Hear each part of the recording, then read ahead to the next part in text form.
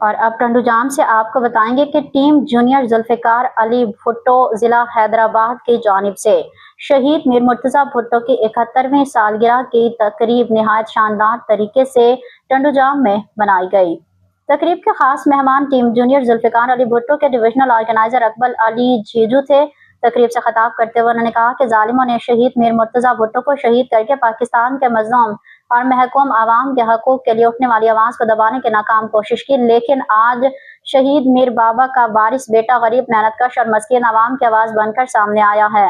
Junior Zulfiqar Ali Bhutto اور محترمہ فاطمہ بھٹو کو عوام کے ملنے والی بے پناہ محبت نے زرداری لیگ اور دیگر عوام دشمن حکمرانوں کی نیندیں حرام کر دی ہیں۔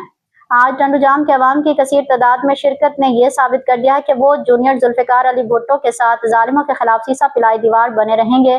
تقریب سے ضلع حیدرآباد کے chief organiser Abdul Majeed Qureshi, organiser Sarfaraz Shahani, Khurshid Lashari, Kashif Baghi, ضلع ٹنڈو الیار کے فقیر سومار، ضلع مٹیاری کے چیف آرگنائزر گلشیر کاکا نے بھی خطاب کیا۔